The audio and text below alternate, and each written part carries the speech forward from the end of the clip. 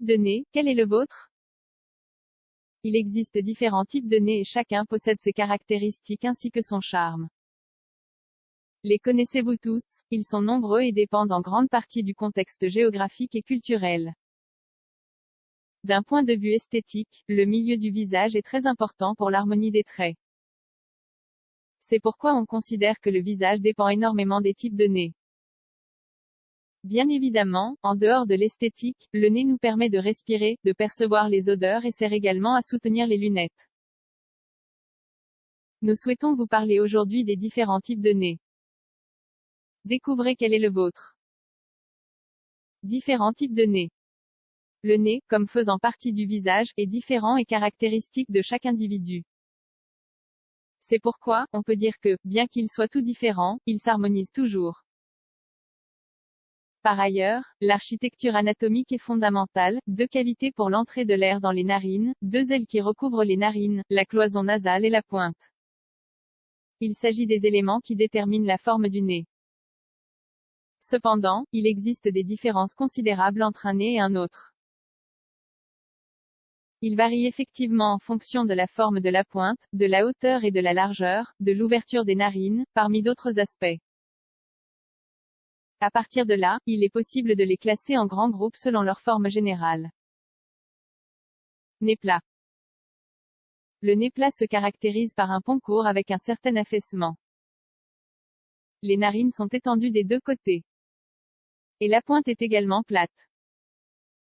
On le nomme ainsi parce que les personnes qui possèdent ce type de nez présentent, de profil, un aspect creusé ou aplati. Autrement dit, l'appendice nasal ne dépasse que légèrement du visage. Le nez plat prévaut, avec certaines différences, parmi les populations africaines ou asiatiques. Il est toutefois moins répandu en Asie qu'en Afrique. Nez retroussé ou en trompette. Contrairement au précédent, le nez retroussé possède une pointe saillante. La cloison nasale est généralement droite, bien qu'elle se courbe légèrement à la fin.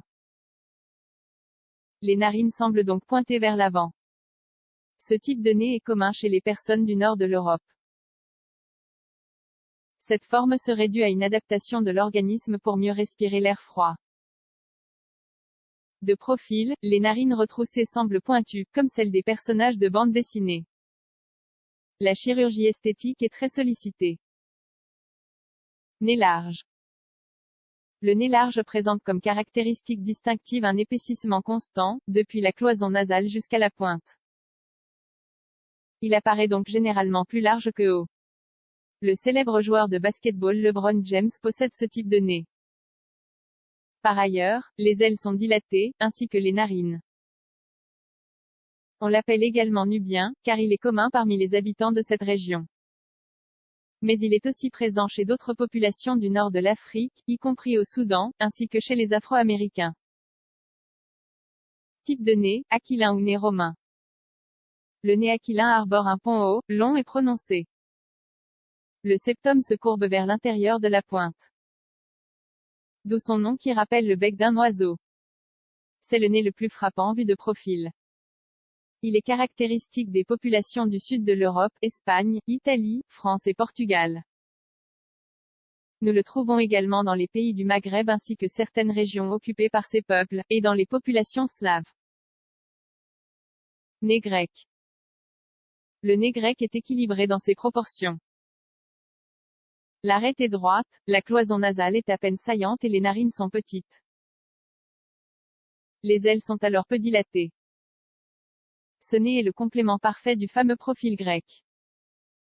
C'est le type de nez que l'on retrouve dans les peintures et les sculptures de l'Antiquité gréco-latine classique. Il prédomine, mais pas seulement, dans les pays européens du bassin méditerranéen. Type de nez, bulbeux. Comme son nom l'indique, sa forme rappelle celle d'un bulbe.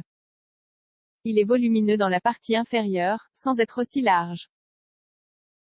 Effectivement, les ailes ne dépassent pas beaucoup. Néanmoins, on remarque la pointe arrondie ou en forme de boule, ainsi que l'élargissement de la partie entourant les narines.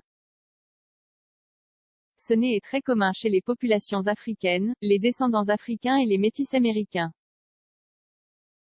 Le petit nez.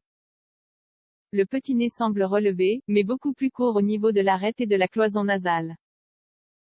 À la base, il peut être arrondi, bien qu'il ne soit généralement pas très large, avec des petites ailes et de minuscules narines.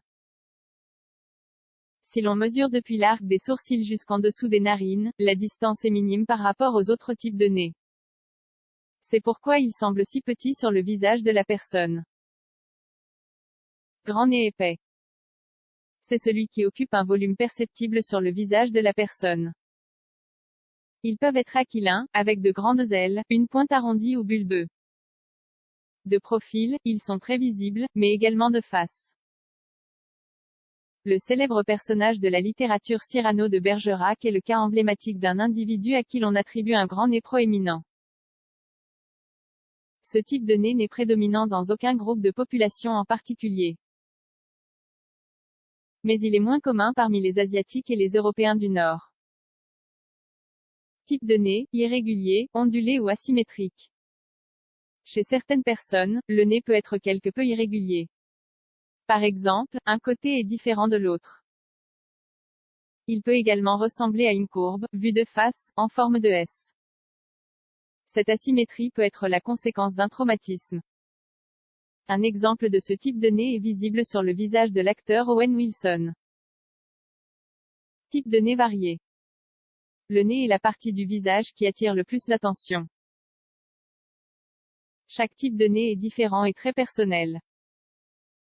Cependant, tout le monde n'est pas satisfait du sien. C'est pourquoi, de nombreuses personnes considèrent la rhinoplastie comme une option pour améliorer ou changer la forme. D'autre part, la nécessité d'une intervention chirurgicale peut également être due à un problème de santé, une déviation de la cloison nasale ou une malformation d'origine congénitale. En général, la forme du nez reflète beaucoup de choses, dont certaines ne sont pas liées à nous, mais plutôt à nos ancêtres, notre culture et notre situation géographique. Enfin, les types de nez peuvent nous dire qui nous sommes et d'où nous venons.